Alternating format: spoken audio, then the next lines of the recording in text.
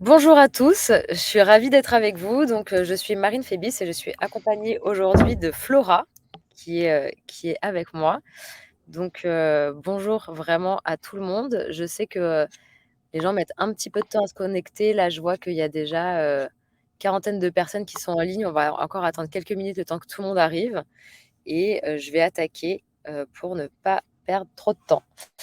Alors, par quoi on commence? Bah, d'abord par vous. Du coup, on va profiter de ces quelques minutes pour que vous nous en disiez un petit peu plus sur, les personnes qui sont avec nous, ce midi pour ce webinaire. Du coup, si vous pouvez nous dire, dans le chat, vous pouvez nous dire qui vous êtes, c'est-à-dire, prénom, nom, d'où vous venez et après, également, si vous pouvez nous dire si vous nous entendez et vous nous voyez bien. Ce qui est quand même préférable pour un webinaire tant qu'à faire, autant être sûr que tout le monde nous entend bien. On entend super bien. Eh ben, parfait, merveilleux. Donc on a Julia qui vient du Mans, Saint-Malo, Marseille, donc on a toute la France. Brest, Megève, ah oui d'accord, Aix-en-Provence, Paris, Lyon. Génial. Eh ben, enchantée tout le monde, enchantée, Élisabeth, Karen Coendal, Karen.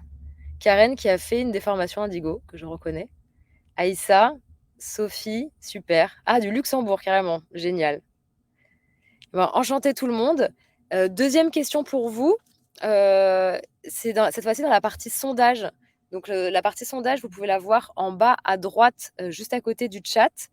On vous pose une petite question pour savoir un peu, avoir des précisions pour que Flora puisse ensuite adapter peut-être son discours en fonction de votre fonction et de vos préoccupations. Du coup, vous pouvez soumettre à votre vote donc la question: «Quelle est votre fonction?» Voilà. Est-ce que c'est bon pour tout le monde? Et ensuite, on va pouvoir commencer. J'ai juste attendez, parce que je vois qu'il y a encore pas mal de gens qui arrivent et du coup, dernière question, pareil pour Flora, ça va être sur, une note entre 1 à 5, en sachant que 1 est la note la plus faible et 5 c'est vous êtes ceinture noire. Combien vous vous mettez en stratégie climat? Voilà, donc 1 c'est, je ne connais rien à la stratégie climat et 5 c'est je suis ceinture noire en stratégie climat. Alors on a du 2, du 3. Ah, on a quand même pas un petit niveau alors. J'ai fait des webinaires où on était, plutôt sur du 1 voire du -2. OK. Bon, je crois comprendre que le sondage n'a pas fonctionné, donc du coup, si vous pouvez me mettre dans le chat directement, votre fonction, ça nous aidera aussi à y voir plus clair. Pour info, dans les réponses possibles dans votre fonction, il y avait direction RSE, en transition professionnelle, direction marketing, direction générale, direction RH et autres. N'hésitez pas, vous pouvez remplir, ce que vous voulez. Bon, ça y est, on va pouvoir commencer. 12h04, c'est parti. Et du coup, je vous en dis un petit peu plus sur moi. Donc, je suis Marine Phébis, je suis donc la fondatrice de l'école Indigo. Indigo qui est donc un organisme de formation pour permettre à tous les collaborateurs de l'entreprise d'intégrer la responsabilité dans son métier. Et aujourd'hui, nous sommes à un Indie Club. Donc, qu'est-ce que c'est qu'un Indie Club? Un Indie Club, c'est ce qu'on appelle dans le vocabulaire courant un webinar. Et ça a lieu au moins une fois par semaine. Cette semaine, il faut savoir qu'on en a tous les midis. Mais sinon, c'est toujours au moins une fois par semaine. C'est gratuit et l'objectif, c'est d'inviter quelqu'un du métier pour nous expliquer comment concrètement il a fait pour changer les choses, pour transitionner dans son quotidien professionnel. Donc l'objectif d'un Indie Club, c'est d'avoir des outils et des réponses très concrètes, de pouvoir poser ces questions et d'apprendre, de repartir avec un savoir qu'on peut mettre en place dès le lendemain et dès la fin du webinaire. Donc, pour suivre nos Indie Clubs, n'hésitez pas à nous suivre sur LinkedIn ou sur notre page Meetup, parce que c'est comme ça que vous serez au courant de tous les prochains événements qui vont avoir lieu. Voilà. Et donc, pour ce qui est de l'école Indigo, donc je vous l'ai dit, l'école de la RSE, nous, notre conviction, c'est que dans les grandes entreprises particulièrement, il y a déjà des directions RSE, direction du développement durable, avec des gens très valables. Petit clin d'œil pour toi, Flora.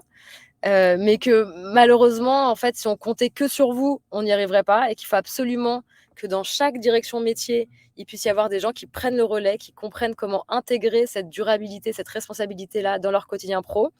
Et donc, c'est pour ça qu'on a décidé de faire des formations par différents métiers de l'entreprise.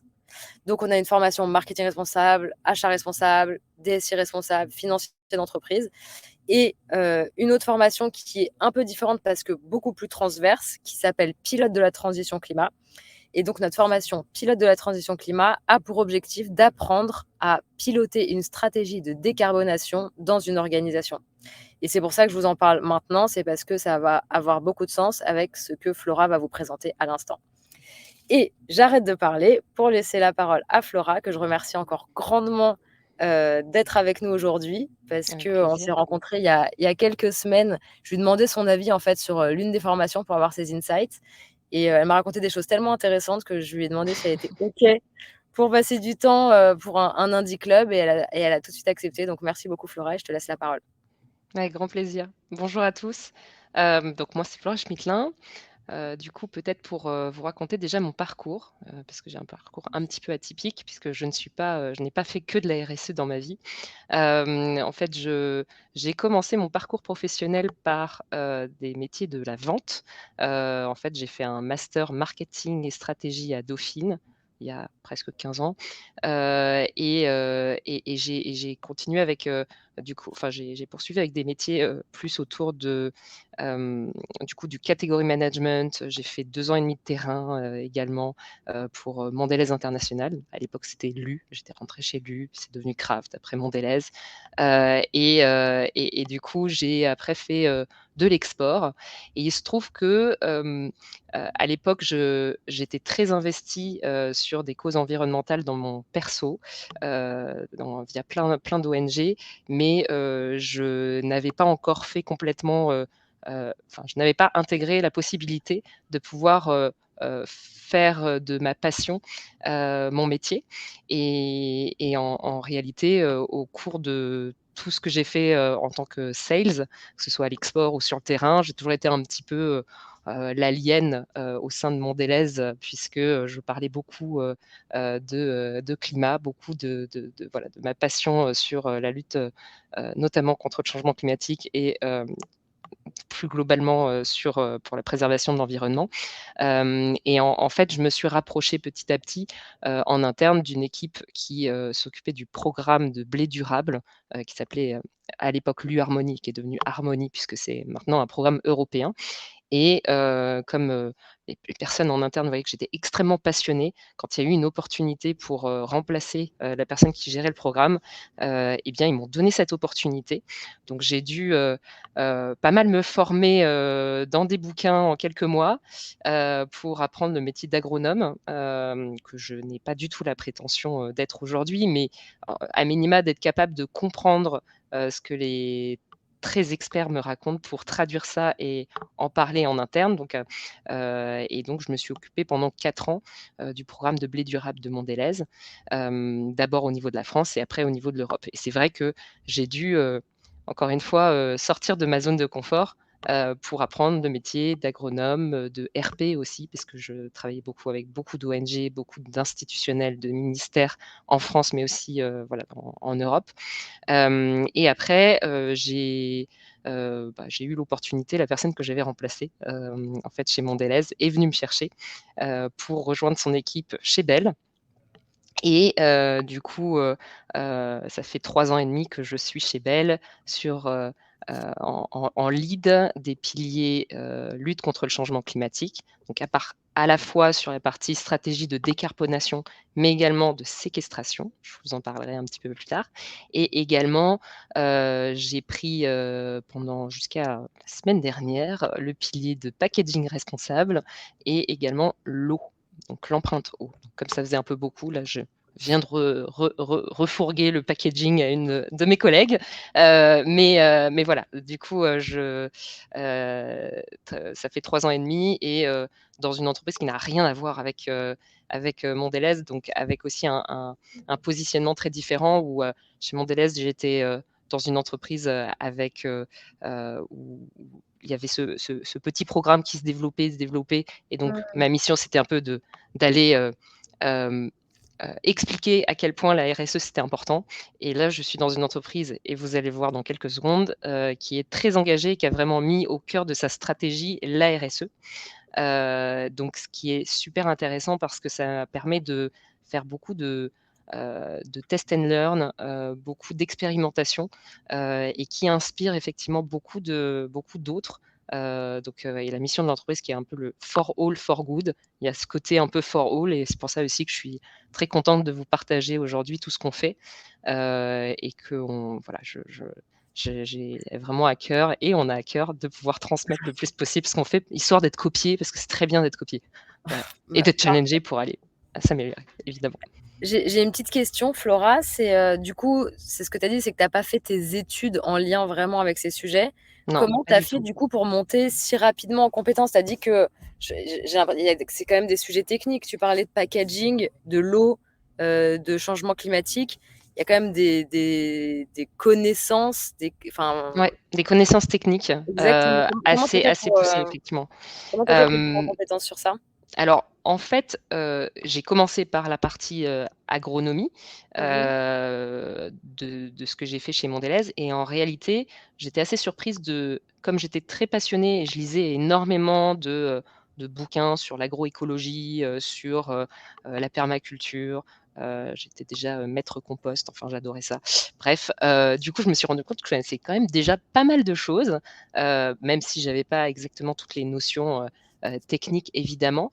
Et comme je vous disais, donc et d'ailleurs c'est marrant parce que quand, j'ai pris le poste chez Mondelez, la personne que j'ai remplacée, je lui ai dit: «Mais moi je suis pas du tout technique alors que toi tu as un PhD en biologie moléculaire des plantes, donc on part Oui. pas vraiment, voilà sur, le même niveau» et elle me dit: «Mais en fait il y a pas forcément besoin, ce qu'il faut surtout c'est au quotidien, apprendre parce que la RSE ça bouge tous les jours, Mmh. et effectivement être curieux, pour, poser le plus de questions possibles aux techniciens, de façon à être capable, non pas d'être expert technique, mais de comprendre suffisamment pour pouvoir derrière transmettre.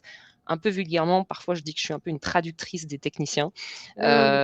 et ça me permet effectivement, au quotidien de m'en sortir, tout à fait et après en étant complètement, heu honnête et transparente sur le fait que je ne sais pas tout, je ne suis pas experte dans tout, mais je m'appuie systématiquement sur des experts qui soient internes, et c'est beaucoup le cas chez Bell, mais aussi externes et notamment, en fait, chez Mondelez, quand j'ai commencé, je me suis enfin, j'ai beaucoup travaillé avec des cabinets, d'experts, agronomes, qui m'ont aidé à améliorer la charte de bonnes pratiques agricoles, à travailler sur les indicateurs de performance environnementaux, et clairement, je leur posais toutes les questions qui me venaient et il faut être complètement décomplexé là-dessus et d'ailleurs, c'est un message que je vous passe, il y a pas de questions bêtes, on les gens sont tous très bienveillants pour, expliquer justement, notamment dans ces métiers, de la RSE et où voilà, où il y a une partie un peu technique que les gens sont ravis de pouvoir, partager aussi. D'accord, OK. Bon, je retiens du coup 3 points. Ta montée en compétences, c'est lire beaucoup, être très Mmh, curieuse, mmh. s'appuyer sur des experts, ne pas hésiter à leur poser plein de questions. Troisième point qui est quand même important, c'est se faire confiance et être décomplexé et y aller. Carrément, En gros, c'est ça. c'est OK, ça top. et Parfait et assumer de ben ne pas tout savoir. Ouais. complètement et ben, du coup, si ça te va, on attaque sur la mission? Tout à fait. La mission ah oui, donc je vais passer c'est moi qui reprends le relais, c'est ça. Donc je vous le disais, je suis dans une entreprise très engagée, qui, a pour mission d'offrir, des produits, sains et responsables pour tous. Et du coup, heu et c'est vraiment au cœur de nos missions. Alors on a le For All For Good qui est la signature du groupe et donc pour remplir cette mission, on a 2 jambes pour y arriver. On a la partie on profitable et la partie responsable. C'est vraiment l'objectif, c'est, d'avoir une entreprise qui, voilà, qui a la capacité, d'investir sur une croissance durable, mais tout en préservant, la planète et ses habitants, et vraiment encore une fois, l'idée c'est d'avoir au même niveau d'importance les 2 jambes et Mmh. une très belle illustration de ça, c'est que, depuis 3 ans, la RSE est rattachée enfin, plutôt avec la finance, nous formons un seul et même pôle, RSE Finance et mon directeur, enfin, mon patron direct, hein, c'est le directeur de la finance. Donc C'est un message très, très fort, pour une entreprise parce qu'on se dit que c'est vraiment au cœur du business, quoi. c'est ça. En fait, Mmh. on n'est plus, comme c'est beaucoup le cas dans pas mal d'entreprises, une fonction support, Mmh. une fonction de reporting, et une fonction un peu subie par pas mal de voilà, de personnes en entreprise. Là, on est Mmh. vraiment au cœur de la stratégie, et moi, j'ai vraiment vu parce qu'avant on était rattaché au RH, j'ai vraiment vu un énorme gap au moment où on a été rattaché à la finance, où là, en termes d'accélération, aussi en termes d'exigence, mais en termes d'accélération, ça a été, puissance 15. Mmh. Donc, très belle illustration effectivement, en tout cas de cette mission à 2 jambes. Mmh. Et donc pour répondre à la partie responsabilité, on a notamment, 5 piliers que sont, la healthier food, donc tout ce qui est, nutrition, produits sains, tout ce qui va être agriculture durable. Donc on a un pôle et une personne qui s'occupe de l'agriculture durable, notamment sur notre amont laitier, puisqu'historiquement, on est un un fournisseur de fromage, mais pas que. On se développe de plus en plus sur le fruit, Mmh. et sur tout ce qui est plant-based. Et en l'occurrence, sur le fruit, on a racheté en 2016 Mom, donc le groupe Materne, qui fait notamment les pommes potes. Et on a une très forte accélération, hein, de ce business. Et on développe de plus en plus donc des produits à base de laits végétaux, si on peut dire ça comme ça, enfin d'offres végétales, Mmh. et développe aussi sur tout ce qui est alternatif, donc typiquement tout ce qui va être, précision fermentation de précision, via des bactéries pour produire, demain des fromages sans vache. Voilà, Donc donc beaucoup de R&D j'imagine pour ce derrière dernier axe? exactement. Mmh. Donc il y a ce pôle agriculture durable, le pôle packaging responsable, Mmh. qui est un pôle, et c'est important de l'avoir quand même en tête parce que c'est vrai que c'est ce que voient tout le temps les consos. Donc les Mmh. consommateurs, pour eux, la RSE, c'est limite le packaging. Hem, le packaging représente, et je vais vous le montrer dans quelques secondes, 5 de nos émissions carbone.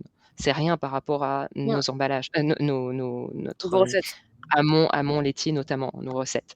Et du coup, il faut avoir en tête que le packaging via, le format portion notamment, il aide aussi à la fois limiter la surconsommation, des produits, mais aussi à Mmh. beaucoup limiter le gaspillage alimentaire quand c'est en portion. Donc c'est toujours un peu cette bonne équation de, à la fois le packaging a plein d'aspects, il permet de conserver le produit, de permettre Mmh. d'éviter le gâchis et cetera et en même temps, on a besoin de proposer des packaging les plus responsables possibles parce qu'on sait que les packaging ont ont un impact sur l'environnement et la biodiversité extrêmement fort aussi.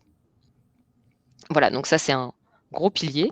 Le pilier lutte contre le changement climatique dont je vais, rentrer dans quelques secondes et le pilier accessibilité et affordability donc en fait, en français, on n'a qu'un seul mot pour dire les 2, mais c'est à la fois le fait d'offrir au plus grand nombre, nos produits et les offrir à un prix accessible. J'ai une petite question pour toi Flora. Heu, il y a 3 ans, quand vous avez décidé de rattacher, justement ce la RSE, d'en faire un seul et même groupe avec la finance, c'est un mouvement qui est extrêmement fort. Est-ce que ça a été fait suite à une très forte attente des consommateurs ou à une envie du groupe? Parce que voilà, en fait, moi j'entends quand même beaucoup que, les consommateurs quand même, l'enjeu principal ça reste le prix. Du coup, vous avez commencé en fait avant même qu'il y ait, Ouais. vraiment C'est vraiment pas les consommateurs qui ont drivé notre décision, c'est vraiment une décision de notre président, qui est quelqu'un de mmh mh. très engagé, qui est devenu très engagé, qui et notamment parce que, on lui a expliqué à quel point, il y avait des enjeux environnementaux, très forts. Et comme on est dans une entreprise familiale en plus, du coup, il a Mmh. quand même à cœur de transmettre son entreprise, sur les prochaines générations. Et donc, non, non, c'est vraiment, sa volonté qui a été de se dire, pour, vraiment mettre au même niveau la responsabilité, la profitabilité et avancer, heu, faire de la vraie croissance durable, Oui. mais durable dans le sens, responsable aussi. Du coup, c'est lui qui a pris cette décision. D'accord, OK. Mais c'est pas forcément des choses sur lesquelles vous communiquez Non, énormément on quand communique ouais. uniquement, en B2B ou Mmh. ou auprès de voilà, dans notre En rapport développement institutionnel sur durable, en les engagements, institutionnel. ouais. Les Mmh. consommateurs, savoir exactement déjà, c'est de savoir quand ils savent ce que c'est que la RSE, c'est déjà pas mal, Mmh. mais savoir que c'est rattaché à une fonction particulière, non, Oui, ouais, d'accord. OK, bon, je te laisse continuer. pas de souci. Du coup, si pas d'autres questions, je rentre un peu plus dans le détail de, Ouais. notre pilier lutte contre le changement climatique. Déjà, savoir de quoi on se parle, chez Bell, quand on parle d'enjeux sur, le réchauffement climatique. Le groupe Bell émet environ 5 millions de tonnes par an. Alors un petit peu moins, là sur, les tout derniers chiffres, mais aussi parce qu'on a une partie de notre business qui est sortie. On a revendu une partie de notre business et donc on est plutôt autour de 4,4 millions. Voilà. Mais globalement, donc ces 4,4 millions, ça prend en compte à la fois nos émissions de CO2 évidemment, mais aussi beaucoup nos émissions de méthane. Et Mmh je mh. dis ça parce qu'on est un groupe laitier principalement et donc évidemment, toutes ces émissions, donc on parle d'équivalence CO2, hein, c'est pas Mmh. que le CO2 qui est pris en compte là. Et vous le voyez, sur la répartition de nos émissions. Finalement, nos usines, donc c'est notre scope de responsabilité directe, c'est que 4 et le reste, du coup, qui est notre responsabilité indirecte, c'est 96 de nos Mmh. émissions. C'est assez, commun, la plupart des entreprises, à part, les entreprises d'énergie, sont à peu près sur ce type de répartition. Ce qui est et en agroalimentaire, l'essentiel, vient toujours des matières premières. Voilà. Ça encore, c'est pas quelque chose qui se voit beaucoup au niveau du consommateur, mais il faut le savoir, effectivement, aujourd'hui, nous, 67 de nos émissions carbone, elles viennent de notre amont agricole, mais pas que, il me manque une petite pomme sur ce graphe. Aussi de nos pommes, Mmh. et aussi, voilà, des plant-based, mais très, très largement, hein, les pommes, ça doit être, 2 de l'empreinte à peine, Mmh. quand, la vache, fait tout le reste. Mmh. Après, c'est le transport, le packaging et après, il y a tout ce qui est sous-traitance et plein d'autres émissions. Typiquement, voyage des collaborateurs, nos émissions, d'achat de nos investissements, nos dépenses marketing tous les ans, et cetera, et cetera. Est-ce que là-dessus, est-ce que c'est clair pour tout le monde? Alors j'ai une question de Oriane qui dit 96 c'est le scope 3 du coup. Oui, exactement. C'est ce qu'on appelle le scope 3. Ouais. Donc scope 1, 2, c'est les émissions directes et scope 3, c'est les émissions indirectes. OK, bah, c'est bon, tu Super. peux continuer. Du coup, et ce bilan, en fait, on le fait depuis, 2017. Et dès cette année, en fait, et c'est important, hein, de faire ce bilan carbone parce qu'il y a pas c'est pour moi, c'est un peu la première brique. C'est Par déjà de curiosité, quoi on tu peux parle. nous dire avec qui vous le faites ou pas? Eh Ou vous bien, on le fait en interne. bravo. On le fait en interne, en appliquant, le protocole du GHG, enfin GHG Mmh mh. Protocol qui est une méthodologie, reconnue. On a une personne qui est dédiée, sur, le calcul de ces émissions carbone depuis 2017, ce D'accord. qui nous permet quand même, d'avoir la main, de faire améliorer aussi nos émissions. Ça, je peux vous dire un petit mot, mais on si je reviens, en fait, on fait évoluer notre méthode, Mmh. tous les ans, pour affiner le plus possible, nos calculs. Alors, du Mmh. coup, quand on va voir la décarbonation de notre groupe, on va essayer d'identifier ce qui est lié à de la méthodologie, de ce qui est lié à de la Ouais, mise en place bien de bonnes sûr. pratiques. Pas Mmh. toujours facile, Mmh. mais c'est vrai que, voilà, c'est vers Vous là qu'on avez eu tend. des grosses erreurs, d'une année à l'autre ou pas? Je dirais pas des grosses erreurs, mais on a vu des gaps, notamment en fait, sur là aujourd'hui on fait des, diagnostics carbone dans nos fermes, donc pour Mmh avoir mh. de la donnée spécifique et non pas que de la donnée générique comme on commençait en 2017. Et là en fait on voit qu'effectivement dans certains pays, on avait de la donnée, générique, qui était, très enfin, qui surévaluée, et ça c'est Mmh. important, hein. C'est-à-dire qu'on s'est toujours dit, quand on n'est pas complètement sûr, on prend toujours, la Au-dessus. fourchette haute, quoi. Ouais, d'accord. On se pose pas de questions pour minimiser les risques de Mmh. Et pour pas avoir de évaluer mauvaises nos surprises et vous préfériez voir un peu exactement. large? Donc on est plutôt en fait et là, on est même carrément en train de revoir certains éléments de méthodologiques sur, le bilan carbone de la matière lait, et en fait, on se rend compte qu'on a toujours été très royaliste, hein, chez Bell à appliquer, toujours ce qu'il y avait de plus, hem, de de de plus intense en carbone, s'il y Mmh. avait, une ou enfin plusieurs options. OK. Et donc voilà, on a cette personne, on l'affine tous les ans, et notamment en ayant de plus en plus de la donnée spécifique. D'accord, donc réponse pour Mathieu dans le chat, c'est donc tous les ans qu'ils affinent le bilan Ex carbone. exactement. Tous les Mmh. ans, on l'affine, tous les ans, on le publie. Du coup, on le rapporte dans notre, rapport développement durable, on essaie de plus en plus et je vous en parlerai, surtout d'en faire un outil de pilotage et pas juste un outil de Mmh. Bah, reporting. oui. Mmh. Donc, on a mis en place, je vous disais en 2017, enfin, on calcule ses émissions carbone. Dès 2017, on a rejoint le Science Based Target. Mmh mh. Alors, du coup, c'est l'organisme qui est le plus reconnu, de manière internationale pour aider les entreprises à, définir leur trajectoire, leurs objectifs de réduction carbone. Donc le Science Based Target, nous, on l'a rejoint en 2017. On a fixé nos premières targets en 2019 parce que c'était assez long à produire. Où là, on était alignés sur la trajectoire 2 degrés. Depuis l'année dernière, on a revu encore nos objectifs pour être là, alignés sur l'objectif 1,5 degrés parce qu'on s'est voilà, on est quand même dans une vraie urgence climatique, donc on s'est Mmh. dit qu'il fallait qu'on fasse encore plus, que nos premiers engagements. Je vois les petits Il pouces, y a un tant petit mieux. pouce levé, ouais. Et donc ça veut dire que, on doit réduire concrètement de 1/4 nos émissions carbone en valeur absolue entre 2017 et 2035. Mmh. Ce 1/4, il doit intégrer la croissance qu'on va faire. Parce qu'on Ouais. on considère que, notamment sur notre business, fruits, qu'il est fortement voilà, en forte hausse, cette réduction en valeur absolue, elle doit intégrer, Mmh. du coup, croissance, ce qui veut dire qu'en gros, on doit réduire de 50 nos émissions d'ici 2035, Ouais, d'où la si on volonté l'intègre. de développer la filière fruits et la filière, végétalisée. Exactement, c'est très Mmh. clairement, hein, notre premier levier de décroissance carbone, c'est clairement Et vous avez d'aller revendu sur de des plus en plus activités? de Là, oui, on a c'est-à-dire revendu que certaines activités, on a revendu l'Air-Damer notamment, il y a 2 ans à Lactalis. Alors, parce que Lactalis faisait partie avait un petit peu de capital, chez Bell, et en fait, ils sont sortis pratiquement complètement du capital via cette revente, ce qui nous permet aussi d'être, de nouveau complètement un groupe familial et d'être OK pour, mmh, pas faire d'accord. trop de enfin voilà, si on doit, ça permet d'avoir plus les mains, et de pas être trop, confronté aux actionnaires. Donc ça, c'est une bonne manière de aussi, activer la transformation dans notre groupe.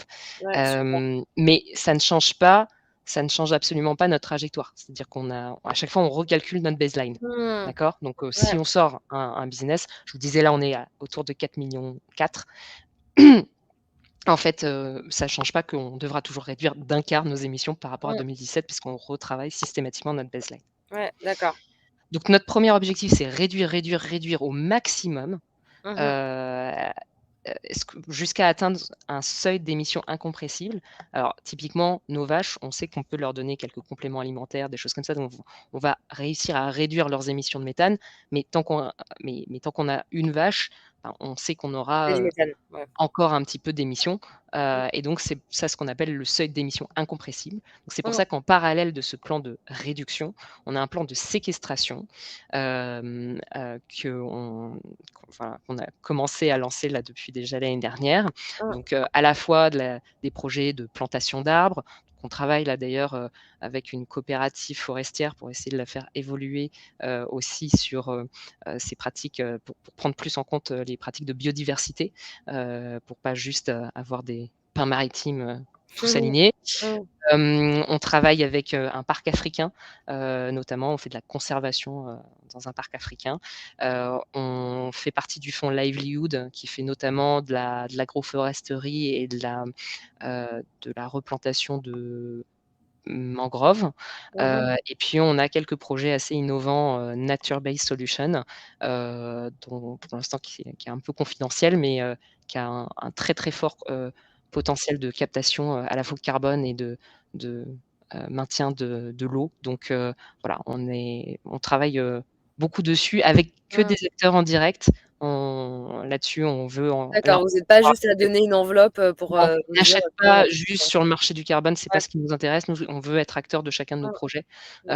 et surtout les faire monter aussi en en com je vais pas dire en compétences, mais en exigence, notamment sur, la préservation de la biodiversité et le fait d'avoir un impact positif aussi sur les communautés. Mmh. Donc tout ça, réduction, réduction, réduction, séquestration, nous permettra de contribuer à la neutralité carbone, d'abord de nos usines d'ici 2025 et d'ici 2035, mais on communique plutôt sur avant 2050, sur l'ensemble de notre chaîne de valeur. D'accord.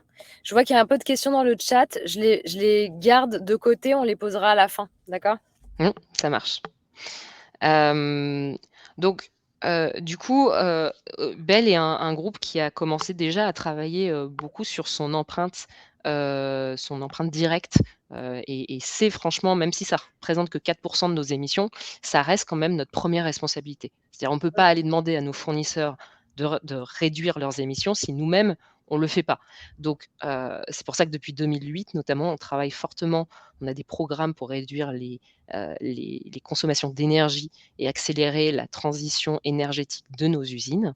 Ce qui fait que du coup, alors là j'ai mis les chiffres depuis 2017. Donc depuis 2017 notamment, on a réussi à réduire en valeur absolue de 28 les émissions de nos usines, sachant qu'on a, 89 de notre électricité, c'est pas l'énergie, hein, parce qu'on Mmh. on utilise pas mal de gaz encore, mais 89 de notre énergie qui représente à peu près un tiers de notre je vais le redire, 89 de notre électricité qui représente à peu près un tiers de notre énergie est d'origine renouvelable. D'accord. OK.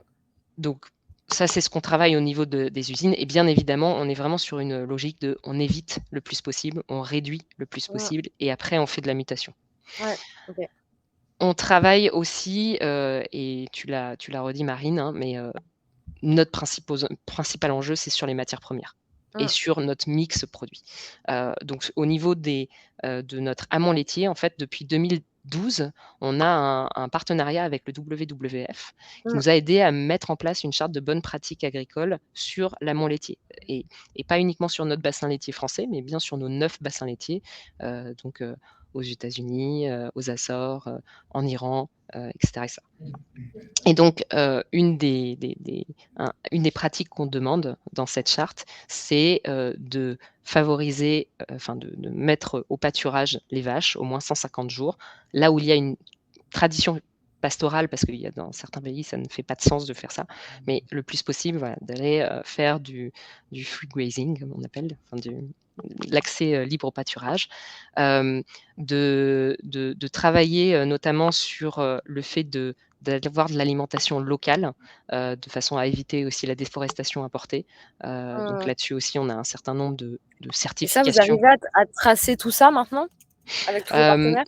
oui, alors, c'est pas simple, hein, honnêtement, Mmh. c'est une partie, alors l'avantage, c'est que quand on développe tout ce qui est, autonomie protéique, au sein de nos fermes et alimentation locale, en fait, on évite d'une certaine manière, du coup, cette déforestation importée. Ouais. S'il y a déforestation importée, on demande des certifications comme RTRS pour le soja, par exemple.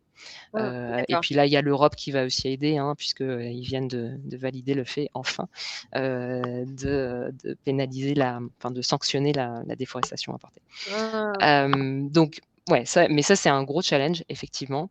On a aussi nos vaches qui sont alimentées sans OGM, enfin on a pris cet engagement d'ici 2025. Là encore, c'est pas toujours facile, et c'est une manière en tout cas d'éviter aussi la déforestation parce que, bien souvent c'est, en général du soja qui vient, quand il est OGM, il vient, du Brésil Mmh. notamment, et donc le fait d'aller sur de la nourriture, locale sans OGM, bah, c'est aussi une manière, voilà, de s'assurer qu'il y a pas eu, déforestation importée. Hem Et Et donc ça c'est sur Désolée, je Pardon, te vas-y. coupe encore. Toutes ces modifications que vous avez faites là, suite à votre partenariat avec WWF, est-ce que ça a eu des répercussions dans le prix ou est-ce que vous avez réussi à, garder les mêmes prix des produits? Ouais, alors, ce qui est sûr, c'est qu'on paye alors pas pour tous les produits, pas partout pour tous les pays, mais par exemple en France, on paye plus cher notre lait. Mmh. On est d'ailleurs, celui qui paye le mieux ses éleveurs. Enfin l'acteur qui paye le mieux ses éleveurs, même si on n'en parle pas trop. On n'est pas très bon, hein, sur la communication, sur ça. On le fait de plus en plus, mais c'est vrai qu'on n'est pas forcément le plus connu, je pense de la part des consommateurs, même si on s'améliore. Mais voilà, on essaie de plus en plus de le valoriser auprès de nos distributeurs pour le valoriser dans les prix. Mmh mh. Bon après vous connaissez, hein, les négociations avec les distributeurs, Ouais, c'est jamais très ça a pas simple. facile. Donc mais c'est un discours qu'ils entendent, de plus en plus, et même, moi quand j'étais là chez Mondelez, c'était un discours que j'avais réussi à faire accepter aussi, chez certains gros, pour dire: «Mais en fait, si vous voulez qu'on continue à bien payer nos agriculteurs, ben, il faut augmenter les prix, sinon on va Mmh. plus pouvoir payer nos primes». Donc c'est un discours qu'ils commencent de plus en plus à accepter. D'accord, ouais. C'est une remarque de Olivier dans le chat, hein, qui dit que, justement, il y a les 2 piliers entre, responsable et profitable, Mmh, et que du coup, bah, il y a quand même toujours à chaque fois cet équilibre à trouver ouais. et que Et tu es convaincu. ce qui est sûr, c'est que l'année dernière, là où il y avait des très hautes, enfin, où il y a eu énormément d'inflation, on a réussi. Les équipes commerciales ont notamment réussi à faire augmenter les prix, et notamment basé sur, tout l'engagement qu'on a, Mmh. tout ce qu'on fait auprès de nos éleveurs et pour justifier le fait qu'à un moment donné, si, les retailers, Que ce soit juste. Ouais. voilà, exactement.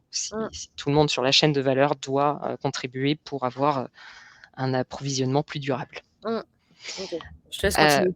ouais, non et du coup, un des gros leviers de décarbonation aussi sur cette partie, amont laitier, c'est tout ce qui est, alimentation, enfin supplément non, complément alimentaire, Mmh mh. et donc il y a notamment des poudres, qu'on donne aux vaches, qui permettent de baisser leurs émissions de méthane. Donc ça, c'est aussi, D'accord. des on teste ces produits-là qui baissent jusqu'à 30 leurs émissions de méthane, hein, donc c'est pour ça, c'est un gros, levier de décarbonation. Il y a beaucoup d'innovations qui sont faites là-dessus. Alors après, bien sûr, il y a, le choix de l'alimentation qu'on peut donner, par exemple, le lin ou les algues, par exemple, Mmh. c'est des choses qui peuvent aider. Mais au-delà de ça, nous, on vient de signer un partenariat avec une entreprise qui s'appelle DSM, et qui, du coup, a, ce complément alimentaire, qu'on est en train de déployer à l'ensemble de nos bassins laitiers. Donc ça, c'est voilà, sur la partie amont laitier notamment, tout ce qu'on met en place et là, on vient de lancer notre charte, agriculture régénératrice, qui prend en compte notamment les pratiques dont je viens de vous Mmh. parler, en termes de low carbone et d'amélioration aussi du stockage carbone au niveau des fermes. Hem, tu l'as dit, on se l'est dit tout à l'heure, mais un de nos gros leviers, c'est effectivement d'accélérer fortement sur le fruit et le plant-based. J'y Mmh. reviens pas, mais effectivement, on investit beaucoup et on investit beaucoup dans des petites startups, qui, ont, cette technologie et qu'on veut vraiment, aider à scale up, enfin déployer, le Passer à plus vite l'échelle. possible. Ouais, passer à l'échelle, voilà, merci. Du coup, voilà, ça c'est aussi, on a un département qui s'appelle Belle Venture, qui investit dans plein de Mmh, d'accord. projets, absolument formidables et ça pour moi, c'est vraiment, une de nos principales clés de décarbonation, pour demain. On a un objectif d'ici 2035 à avoir 50 de notre business qui soit fait, en alternative, enfin en fruits, plant-based et alternative protéines. Alors, on me demande des noms de start-up. Il me semble qu'il y avait Lavi, mais peut-être que Non, il y a Perfect Days, Perfect Days. aux États-Unis, Stand Innovation en France notamment. Ils font, des trucs géniaux avec de la fermentation entérique, des bactéries qui font de la caséine. Et Superbrood aussi, qui là aussi avec de la fermentation arrive à d'un point de vue nutritionnel notamment à faire des choses assez exceptionnelles. Donc voilà, ça c'est on espère comme ça, pouvoir vous apporter des fromages qui ne sont absolument pas, qui ne proviennent absolument pas des vaches, OK. Oui. mais qui ont exactement le même goût. Voilà, ou Mmh. un peu différent, mais en tout cas bon, ce qui aujourd'hui n'est pas complètement gagné, sur, ce Mmh. qui existe, sur le Ouais, qui est marché. un vrai challenge. exactement. Donc effectivement, on a 5 de nos émissions de carbone qui viennent aussi de nos packs. Donc le fait d'éco-designer nos packaging, c'est quelque chose d'hyper important. Et quand je dis éco-design, c'est déjà d'essayer d'avoir le moins de headspace, enfin d'espace de tête, d'optimiser le plus possible le packaging, parce que derrière, ça a des impacts sur le transport. Le transport, c'est quand même 14 de nos émissions. Donc plus on a des packs sans transport d'air, et mieux, voilà, plus on optimise du coup le transport aussi. Et on fait un choix en termes de matériaux où on priorise systématiquement le papier carton. Aujourd'hui, c'est 2 tiers de nos packaging qui sont en papier carton, et on a 76 de ces fibres qui sont soit c'est pas le bon terme qui est écrit, c'est pas grave, soit recyclées, soit certifiées. Mmh. Et on s'assure aussi, donc ça c'est sur la partie sourcing, et sur la partie fin de vie, on a aujourd'hui 83 de nos packaging qui sont prêts au recyclage. Mais bien sûr, notre objectif, c'est d'ici 2030 d'être à 100 et sur la partie choix des matières premières, on veut sortir complètement du plastique et de l'alu d'ici 2035. OK. Donc ça, on est en train d'updater notre packaging, notre politique packaging pour voilà, déployer aussi, montrer ces nouveaux engagements qu'on vient de prendre très récemment. Et enfin, je vous l'ai déjà dit, mais on optimise nos transports via des pilotes notamment, où on améliore le taux de remplissage de nos Mmh. camions. Il y a une initiative portée par l'ADEME qui s'appelle Fret 21, qui nous a aidé à la fois affiner la mesure, mais aussi définir les bonnes pratiques, en mettant en face le potentiel de réduction carbone de chacune de ces pratiques. Ah, c'est intéressant. OK, je connaissais pas, j'irai Ça, regarder. toutes les entreprises françaises peuvent s'inscrire Mmh. dedans, et enfin, c'est un bon outil qui est déployé, et du coup, on essaie de le mettre en place sur l'ensemble des pays. Excusez-moi. Oui, il faut savoir que Flora est un petit peu malade. On s'était mise d'accord que si elle avait une quinte de toux, je comblais. Ah, c'est ça. Merci Marine, c'était parfait.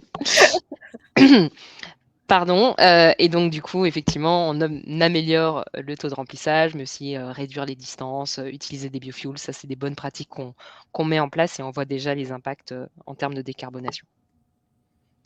Je continue du coup, Marine, ou Oui, tu... Ouais. complètement. Vas-y, continue. OK.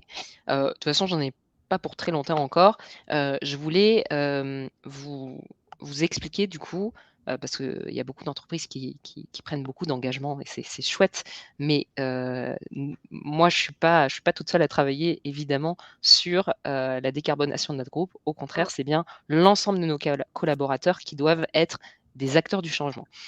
Pour ça, on a mis pas mal d'outils en place, pour vraiment leur permettre d'agir au quotidien. Donc il y a déjà cette première phase on a un programme qui s'appelle Actors for Good, avec je sais, j'agis, je suis un activiste.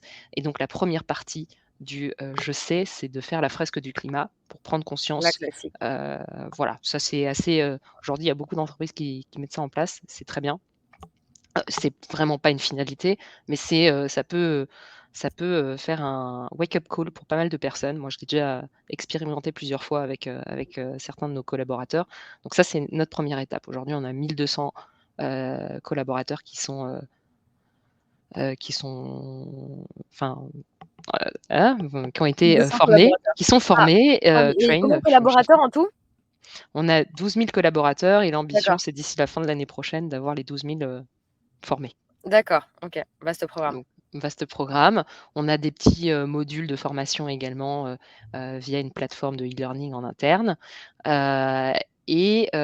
a depuis l'année dernière mis en place, pour toutes les personnes qui touchent un bonus, on a intégré l'atteinte des résultats de la décarbonation sur nos émissions directes, donc émissions de nos usines, Mmh. dans le bonus directement. Ça, c'est aussi une bonne manière de De faire mettre des comprendre. indicateurs de succès en lien direct avec, ce qui concerne chaque, collaborateur. C'est ça, Mmh, exactement. hyper Heu, bien. donc ça, c'est un bon outil, et du Ça a coup, j'ai été bien commencé pris à... par les collaborateurs? Ils sont contents de ça ou pas? Bah, là, cette première année, ils sont très contents parce qu'on a surperformé, donc D'accord. pas de problème. Mais c'est vrai qu'il y a un peu une sorte de tension quand même, sur le sujet, où Mmh. tous les mois, c'est: «Donc on est à combien, en réduction carbone?» Voilà, Faut donc rendre des ça... comptes. Voilà, Tant exactement. Mais mieux. ça permet vraiment aussi, voilà, de sensibiliser, le plus grand Mmh. nombre et puis, parfois quand il y a des décisions à prendre, aussi que les personnes qui prennent ces décisions se disent: Attention, ça va avoir un impact sur mon bonus Mmh. quand même, hein», donc voilà. Donc ça c'est un bon outil. L'autre outil dont j'ai commencé à vous parler tout à l'heure et on en est assez fiers, c'est ce qu'on appelle le Bell Carbon Impact Tool. En fait, je vous disais, on a notre, bilan, carbone, qu'on fait tous les ans et qui est Mmh. assez long, qui est enfin voilà, qui permet pas forcément de faire du pilotage. Là, on a vraiment voulu que, d'obtenir l'empreinte carbone, au produit, à la marque, au pays, à la business unit, Ouais, de comme ça façon à ce que tout le monde peut voir à son échelle ce que exactement, ça signifie. C'est tout à génial. fait. Donc on a développé cet outil. Alors en réalité, on a développé des standards carbone, c'est-à-dire en face de chaque recette, on a mis un facteur d'émission qui est après Mmh. multiplié avec les volumes et on utilise une plateforme qui est très connue, hein, Microsoft, hein, sur Power BI, un outil de visualisation de cette empreinte. Mmh. Et du coup, ça c'est absolument, ça fait prendre conscience à énormément de nos collaborateurs, notamment les équipes marketing, sales, Mmh. sur, finalement, l'impact que leurs décisions ont, Ouais, c'est quand très ils concret. décident de pousser telle ou telle marque, ou référencer telle ou telle marque auprès des retailers, Mmh. ça permet en fait de voir tout de suite, les impacts. Donc, D'accord. outil pédagogique, presque de pilotage, j'ai envie de Mmh. dire et qui fait Là, c'est faire un énorme bond accessible à aussi. chaque collaborateur, mais c'est pas disponible pour les personnes en externe? Non, c'est que de l'interne. Voilà, D'accord. exactement.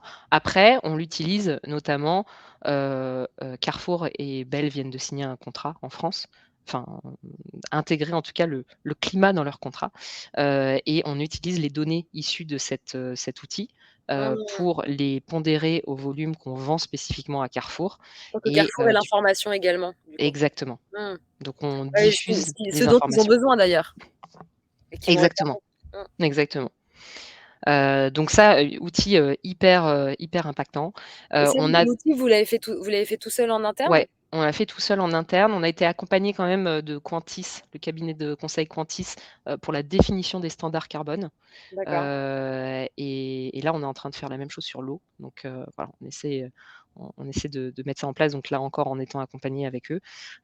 Mais du coup, effectivement, heu, après, c'est vraiment les équipes en interne qui ont développé l'outil, qui l'update tout le temps, Mmh. enfin voilà.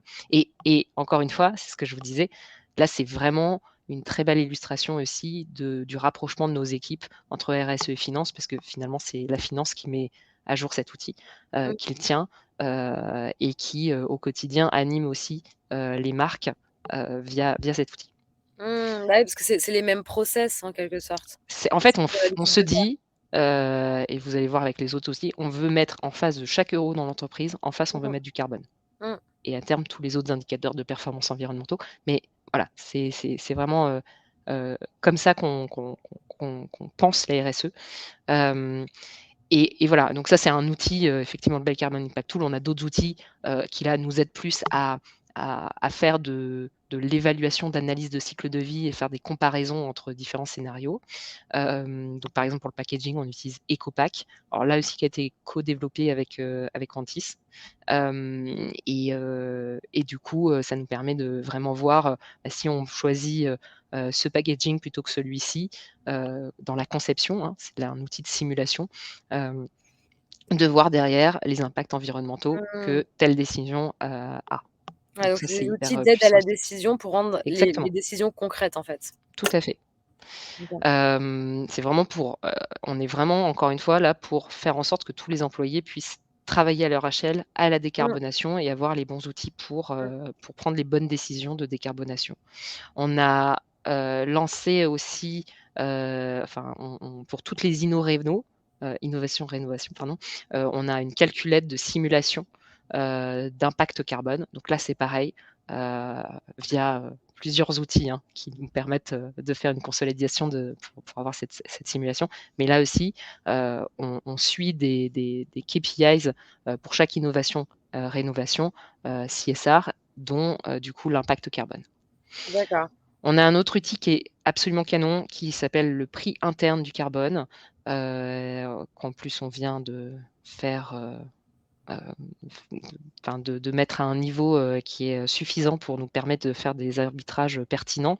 Donc en fait, on met, là encore, on met, à chaque fois qu'il y a une tonne de carbone, on lui met le prix de 150 €. On est à 150 € la tonne, avec une Mmh. perspective d'être à 270 € d'ici 2030. Donc il bouge tous les 2 ans ce prix interne du carbone. On est aligné sur les recommandations du GIEC, en termes de trajectoire 1,5 degré. Et ça vraiment, ça nous permet, par exemple, quand on va, choisir un packaging, je vous donne cet exemple, mais ça s'applique avec tout, hein. Choisir un packaging, qui, demande beaucoup d'investissement, qui fait gagner, mais qui derrière et du coup, avec un Mmh. payback assez lointain, qui, si on rajoute le prix interne du carbone, en fait, fait basculer la balance. Ah oui, Heu d'accord, qui permet de pouvoir se projeter et de voir à long terme. Ça et puis, en fait, on se dit: «Bon, bah, en fait, si on intègre le prix interne du carbone, une sorte de taxe carbone interne, en Mmh. fait, ça retourne complètement l'arbitrage en se Mmh. disant: «Bah, en fait, là, c'est plus intéressant pour nous d'avoir un packaging à base de papier, par exemple, que Mmh. ce même packaging à base de plastique». Ouais, d'accord, OK. Voilà. Et du coup, tous ces outils incroyables que vous avez développés, et que j'imagine beaucoup d'entreprises aimeraient avoir, est-ce qu'il est question de les alors mettre en libre accès, de les présenter ou c'est vraiment pour vous que des outils que vous gardez en interne? le prix interne du carbone, c'est toutes les entreprises peuvent décider de mettre en Mmh. place un prix interne du carbone dans leur process, hein. Ça, c'est Oui, vraiment oui, pas ouais. un outil. Pareil pour le bonus. Tout ce qui est simulation, c'est un fichier Excel basique, hein.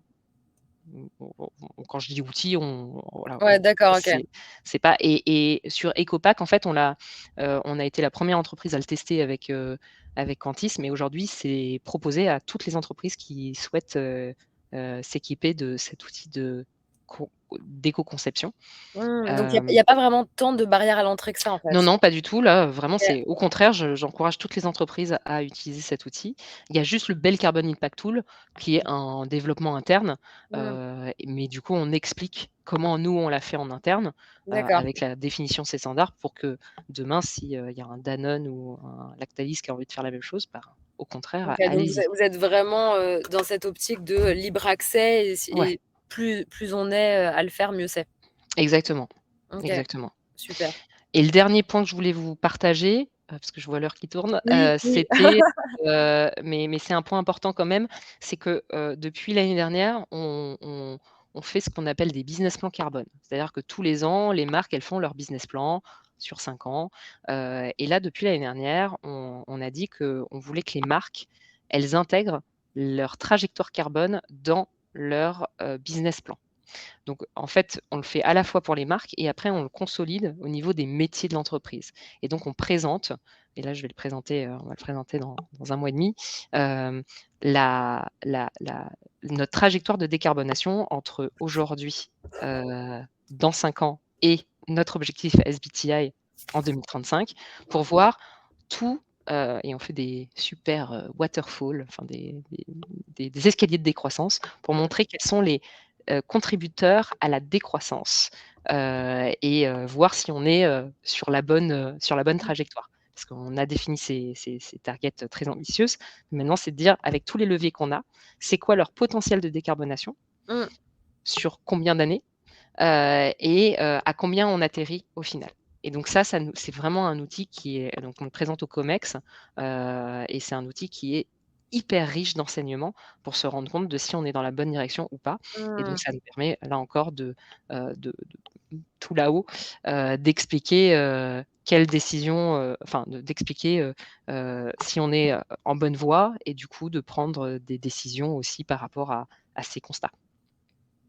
Bah, en tout cas, j'ai quand même l'impression qu'au sein de votre comité de direction ou de votre COMEX, il y a quand même un très fort engagement parce que vous avez quand même mis beaucoup de choses en place assez tôt, Ouais, et du coup, c'est du temps, c'est des ressources, c'est, une volonté stratégique donc et en fait, ce que je trouve étonnant, c'est que, en effet, j'ai pas l'impression que le grand public soit au courant de tout ce que vous faites.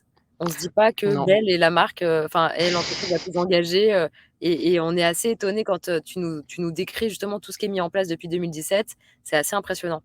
Alors ça s'est très fortement accéléré depuis l'année dernière. Mmh. Tous les outils que je vous montre là, notamment, c'est depuis l'année dernière. Et puis on est, un peu walk the talk, hein. C'est, effectivement, d'abord on fait, après on Ouais, parle. Mais oui quand et c'est même ce de qu'il plus en faut, plus, bien sûr. Cécile Belliot qui est notre, CEO depuis l'année dernière, elle prend de Mmh. plus en plus la parole. Elle est un peu, moi je trouve un peu la nouvelle, Emmanuelle Faber, de Mmh. l'agroalimentaire. Donc mais c'est vrai que c'est plus au niveau, B2B, moins je pense, de la part Mmh. des conso enfin auprès des conso Et c'est peut-être bien comme ça, hein, c'est pas forcément, bah, on y travaille. Après, voilà, c'est aussi des sujets qui sont un peu complexes, mmh, que tout le monde ne perçoit pas forcément de la je parlais des packaging, voilà, encore une fois, ça, c'est très visible. Mais, voilà, faire comprendre aux consommateurs que si mmh, c'est pour avoir un pack qui te fait avoir, des produits, qui se tiennent moins longtemps, au niveau du linéaire, ou si c'est pour avoir du gaspillage mmh. alimentaire, ça n'a absolument aucun sens. J'ai pas mal de questions dans le chat, Vas-y. De est-ce que toute tu as façon, un j'ai fini. bon, C'était plus vous parfait. dire que si vous voulez en savoir plus, on a une page Open Climat qui explique, tout ce qu'on met en place sur la partie, climat, et évidemment notre DPEF, enfin, un rapport développement durable Qu'on peut qui est trouver du disponible. coup, Voilà, super. exactement. Bah, en tout cas, merci beaucoup pour cette présentation et du coup, je te prends encore, 5-10 minutes pour, les questions, et pour revenir du coup sur cette question d'organisation, dont tu étais en train de parler. C'est quoi aujourd'hui la taille de votre équipe RSE et comment c'est réparti entre, France et international? Alors, comment c'est réparti? On est 5 à la RSE, donc D'accord. directrice RSE, et puis on est 3, pour la partie, enfin, où on est chacune en lead d'un pilier, plus une autre personne, et ça, c'est assez intéressant, son poste. Elle est vraiment là, parce que tous les outils que je vous ai montrés, c'est elle notamment qui, s'occupe d'opérationnaliser la RSE au sein de tous les métiers, et donc typiquement, c'est elle qui va développer, ce type d'outils, enfin, déployer ces outils, l'utilisation de D'accord ces outils et auprès s'assurer que des pays ouais, que tout le monde et des embarque marques. sur ces outils-là, les utilise, comprenne comment ça Ouais, fonctionne, d'accord. exactement. Et on est, donc ça, c'est 4 personnes, plus, et après on a aussi la fondation qui est avec nous, mais ça, du coup, qui est un Mmh. autre sujet. Donc voilà, il y a que cette équipe-là, mais après c'est vrai qu'on travaille, avec énormément d'experts. On travaille avec, les équipes, Achalé, où il y a une Mmh. personne en lead, en termes de RSE. Il y a l'équipe environnement qui travaille plus au niveau, des usines, de la performance des usines, mais aussi on a cette personne qui nous fait le bilan, annuel, carbone, qui est vraiment mon Vous avez buddy en du fait, dans chaque quotidien. équipe, vous avez une personne identifiée qui est votre ambassadeur slash Ouais, exactement, sur chaque d'accord, métier, on super a, voilà, et c'est on ce a qui une fonctionne personne le mieux, hein, transport, et cetera. quand, En ouais, fait, vraiment, c'est vraiment, faut pas avoir des armées, de personnes en RSE, faut avoir des armées de, enfin, plutôt avoir au sein, des mmh, armées la RSE implantée, quoi. C'est voilà, c'est ça, vraiment, exactement. c'est vraiment notre philosophie, en tout cas. Mmh. Et pareil pour les pays. Alors, il y a quelques pays, la France est un des gros pays, du coup, il y a une responsable RSE France, mais qui est plus là pour, voilà, là encore, heu, plus communiquer, aider les collaborateurs à s'engager, et cetera, et cetera. OK, dac. Je reprends quelques questions qui étaient un peu plus haut. Une question de Elena sur, la comment ça fonctionnait avec le SBTi. En fait, elle se demandait si vous veniez, vous, avec vos résultats ou bien si vous donnait des conseils? Est-ce que vous étiez dans la coopération? Comment ça se passe? Non, en fait, le SBTi donne des guidelines, et en fait, il y a un dossier à soumettre, avec une projection, de target. Et en fait, en l'occurrence, la première fois qu'on a soumis, on a mis 2 ans, hein, pour construire nos targets. Ah C'était ouais. très long. On l'a fait nous-mêmes, et là, on a mis, 3 mois, parce qu'on Ah l'a oui, fait d'accord, avec parce que vous êtes Quantis. rodés. Mmh. Ouais, et puis parce qu'on l'a fait avec Quantis, qui nous a aidés à soumettre nos targets. Je recommande plutôt de faire ça, honnêtement, aux entreprises, c'est moins painful. Et D'accord, puis ils ont plus l'habitude, en fait, en vrai. OK, d'accord. Tu as, d'autres partenaires avec qui, tu as l'habitude de travailler, que tu recommandes aux personnes qui suivent, cet Indie Club? Sur, le climat, Ouais, sur le climat ou même, autre de manière générale? alors nous, on travaille beaucoup avec EY, D'accord. qui nous fait notamment la rédaction du rapport développement durable, là, qui va nous aider, sur, ce qu'on appelle la CSRD. Je pense que vous avez Oui, peut-être un je peu pense que entendu parler de ça. tout le monde voit ça Heu, venir, voilà. Donc là, il nous aide sur cette partie. On a fait, l'exercice de la TCFD, Mmh mh. la prise en compte du réchauffement climatique, sur notre stratégie, enfin sur notre business, avec Deloitte. Donc voilà, on travaille un peu avec les Mmh. gros cabinets de conseil. D'accord, donc ces experts à qui tu peux poser des questions et avec Voilà, qui tu et peux monter bien en évidemment, compétences. notre partenaire privilégié reste le WWF, puisqu'on a un partenariat avec eux, Mmh. aussi sur les aspects techniques. Et là, par exemple, je vous disais, sur l'eau, comme c'est un sujet sur lequel on veut très fortement accélérer, notamment sur le reste de notre chaîne de valeur, parce que pour l'instant, on travaille surtout sur la partie usine. Mmh. En fait, ils ont des experts qui vont nous mettre aussi à disposition D'accord, OK, pour échanger. très clair. Il est 13 heures. Du coup, on va prendre les 2 dernières questions si jamais il y en a. Donc n'hésitez pas à noter vos dernières questions dans le chat. Je ne sais pas si tu lis, Flora, dans le chat en parallèle, mais globalement, il y a gros cœur sur toi et gros cœur sur Belle. Très bien, bah, tant mieux. Oui, pardon, il y avait une question de Nelly sur est-ce que, Belle fait partie d'une coalition? C'est une question de Nelly. On fait partie de plein de coalitions. Je répète le côté for all for good. Et effectivement, donc il y a cette grosse coalition qui s'appelle le Consumer Good Forum. On en fait partie avec, du coup, des streams sur, faut que j'arrête de faire du franglais tout le temps, c'est insupportable. Des, des groupes de travail, sur, la partie, food, j'y arrive pas, c'est insupportable. Gaspillage alimentaire, sur la partie, développer, les filières de recyclage. Ça, c'est un gros enjeu parce qu'on n'y arrivera pas seul.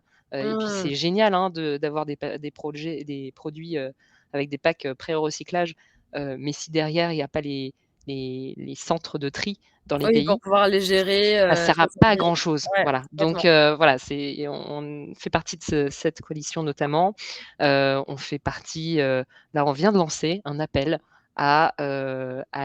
pour créer notre propre coalition sur l'agriculture régénératrice, Mmh mh. de façon à ce qu'il y ait, tout un tas de, parce que là, c'est pareil, on va pas y arriver tout seul. Donc Ah ouais, bah, il y a beaucoup de gens qui et sont sur ce beaucoup sujet, d'acteurs hein. qui, voilà, et que tous les acteurs puissent rejoindre Mmh, cet appel super à initiative. la voilà, à la collaboration. On fait partie, voilà, évidemment, on est un laitier à la base, donc toutes les confédérations, laitières, et cetera, ça, on en fait partie, et puis on partage beaucoup ce qu'on fait, là encore.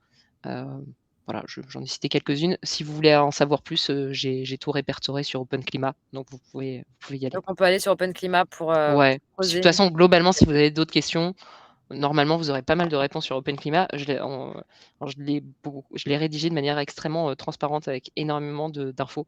Et même en interne, je l'utilise et les gens me disent: «Ah ouais, on communique tout ça, et ah ouais, on fait tout ça? Je savais même pas qu'on faisait ça». Donc voilà, donc vous pouvez y aller. D'accord, bah, super. Bah, en tout cas, vraiment merci beaucoup Flora pour ton temps, pour ta transparence et pour tout ce que tu nous as raconté Avec grand et je plaisir. suis hyper contente qu'on en sache tous un petit peu plus, sur Belle et pour en savoir encore plus, on va sur Open Climat. Exactement. Ça, je Génial, leur fais un peu de promo en plus, c'est une voilà, petite startup sympa qui vient de se lancer. Donc c'est cool, exactement. c'est chouette. Parfait. Merci beaucoup, merci à tous et donc du coup, vous allez recevoir, très vite le replay, de cet Indie Club et un petit email avec, les points clés de notre conversation. Merci beaucoup, au revoir. À bientôt.